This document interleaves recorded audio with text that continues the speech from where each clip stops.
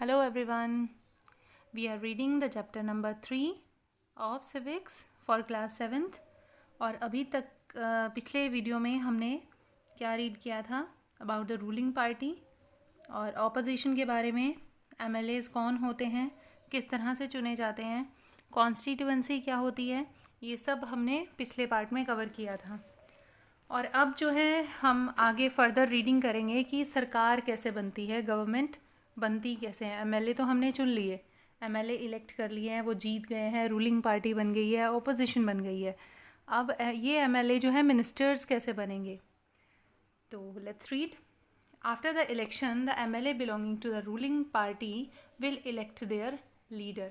अब इसमें क्या लिखा है कि जो रूलिंग पार्टी के लीडर हैं वो क्या अपना इलेक्ट करेंगे, leader.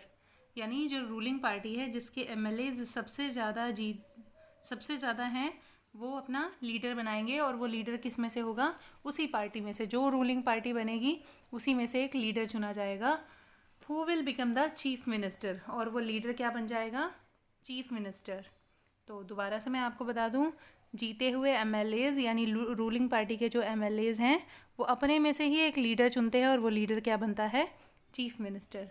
In this case the BJP MLAs choose Shri Jairam Thakur as their leader. तो इस केस में श्री जयराम ठाकुर को, इस केस में मतलब ये हिमाचल की बात हो रही है, और जयराम ठाकुर जो हैं वो उनको क्या इलेक्ट कर लिया है, leader. He became chief minister, और वो क्या बन गए हैं, यानी चीफ मिनिस्टर। यानी वो अपनी रूलिंग पार्टी के लीडर भी बने हैं और चीफ मिनिस्टर की पोस्ट भी उनको मिल गई है। After the election it is the governor of the state who appoint the chief minister and the other minister. Election के बाद जो गवर्नर होता है स्टेट का, वही अपॉइंट करता है, वही पोस्ट देता है किस किस को, चीफ मिनिस्टर को और दूसरे मिनिस्टर्स को। यानी उनको, उनका जो अपॉइंटमेंट है वो कौन करता है, गवर्नर ऑफ द स्टेट। उसके बाद है the chief minister and the other ministers have the responsibility of running various government department और मिनिस्ट्रीज। अब ये जो चीफ मिनिस्टर हैं और दूसरे मिनिस्टर्स हैं, ये क्या करते हैं, इनके पास अथॉरिटी होती है कि ये अपना जो डिपार्टमेंट है वो संभाले और जो भी डिपार्टमेंट है वो मिनिस्टर्स को दे। मीन्स जो चीफ मिनिस्टर है और दूसरे मिनिस्टर्स हैं उनकी रिस्पॉन्सिबिलिटी बनती है अलग अलग डिपार्टमेंट्स के लिए। जैसे किसी को कृषि मंत्री बनाया तो कृषि से संबंधित, एग्रीकल्चर से संबंधित जितने मामले हैं स्टेट के, वो कौन देखेगा, एग्रीकल्चर मिनिस्टर। या फिर किसी को मैं कहूँ हेल्थ मिनिस्टर बनाया तो हेल्थ से रिलेटेड जितने इश्यूज़ हैं वो कौन देखेगा, हेल्थ मिनिस्टर। तो इसी तरह से अलग अलग डिपार्टमेंट्स के अलग अलग मिनिस्टर्स होते हैं और वो मिनिस्टर जो है अपने अपने डिपार्टमेंट्स को हैंडल करते हैं। और ओवरऑल कौन देखता है, यानी सभी डिपार्टमेंट्स पे कौन अपनी नज़र रखता है, चीफ मिनिस्टर, क्योंकि वो हेड है उनका। They have separate offices. Legislative assembly is a place where all the MLAs whether from the ruling party or from the opposition meet to discuss various things। अब उन सभी मिनिस्टर्स के अलग अलग ऑफिसेज होते हैं। ऑब्वियसली जब वो मिनिस्टर बने हैं, मंत्री बने हैं, इतना सारा डिपार्टमेंट का काम होता है, वो सब उनको करना है, तो उनको एक एक ऑफिस प्रोवाइड करवाया जाता है। और ये सभी बैठते कहाँ हैं, मिलते कहाँ हैं सारे एमएलएज, तो ये मिलते हैं लेजिस्लेटिव असेंबली में। लेजिस्लेटिव असेंबली बेटा एक तरह की बिल्डिंग है जहाँ पर असेंबलीज होती हैं, जहाँ पर मीटिंग्स होती हैं, किसकी, एमएलएज की। और एमएलएज चाहे रूलिंग पार्टी के एमएलएज हों या दूसरी पार्टी के एमएलएज हों, तो वो दोनों ही वहाँ पर बैठेंगे और डिस्कस करेंगे, ऑपोजिशन के एमएलएज भी और रूलिंग पार्टी के एमएलएज भी। Hence some MLAs have dual responsibility. अब इनमें से जब जो रूलिंग पार्टी है उनके जो एमएलए हैं उनमें से कुछ जो है मंत्री बन गए, तो वो मंत्री तो बनेंगे ही, प्लस वो क्या रहेंगे, एमएलए भी रहेंगे अपने एरिया के।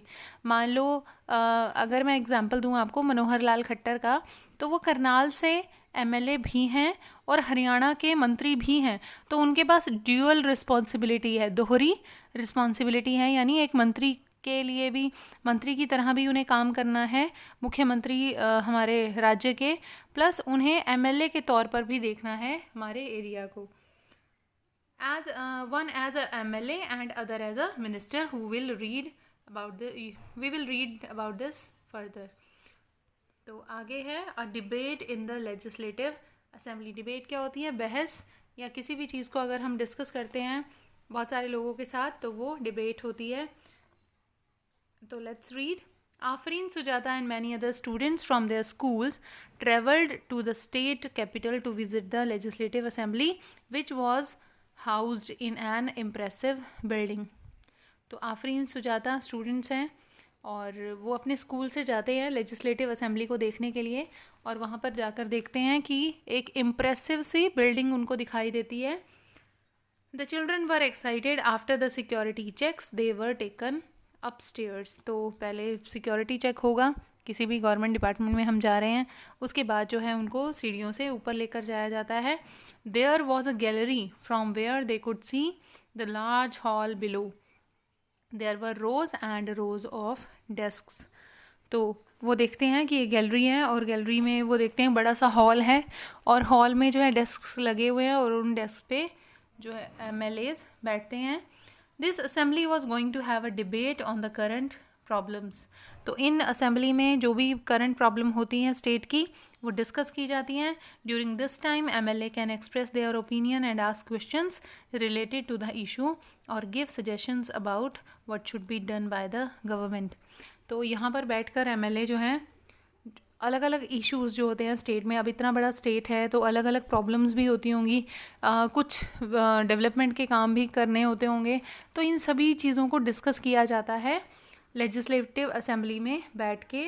और जो रूलिंग पार्टी के MLAs होते हैं वो डिस्कस करते हैं अपने जो भी आइडियाज़ होते हैं उनके, जो वो इम्प्लीमेंट करने वाले होते हैं, और ऑपोजिशन जो है उनमें कमियां निकालती है और उनको बताती है कि ये ठीक है और इससे हम सहमत हैं या इससे हम असहमत हैं।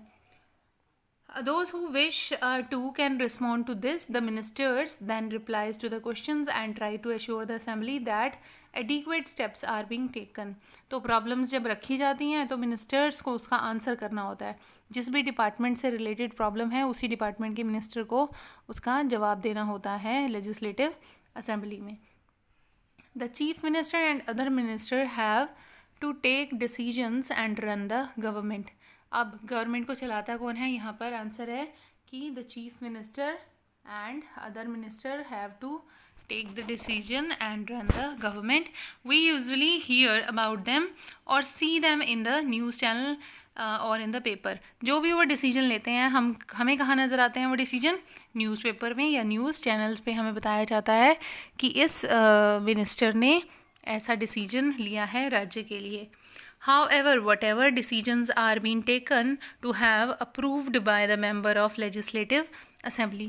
जो भी डिसीजन लिया जाए वो इस लेजिस्लेटिव असेंबली के मेंबर्स द्वारा अप्रूव्ड होना चाहिए, यानी इसके मेंबर्स को वो डिसीजन मानना चाहिए, तभी वो डिसीजन जो है राज्य पर लागू किया जाएगा। In a democracy, these members can ask question, debate an important issue, decide where money should be spent, etc. They have the main authority। तो इसी असेंबली में मेन अथॉरिटीज़ होती हैं। जो भी राज्य को पैसा मिलता है वो कैसे खर्च किया जाना है, किन किन कार्यों को उन्होंने पूरा करना है, वो सब जो है इसमें यहाँ पर डिस्कस किया जाता है लेजिस्लेटिव असेंबली में। तो नीचे जो है एक डिबेट है और डिबेट में MLA 1, MLA 2 बहुत सारे MLAs हैं जो कि डिबेट कर रहे हैं। वो डिबेट आप खुद पढ़ेंगे और लेट मी सी। तो इस पार्ट में हम इतना ही रीड करेंगे और नेक्स्ट पार्ट लेकर आऊँगी मैं जल्दी ही। तो till then bye bye, thank you very much.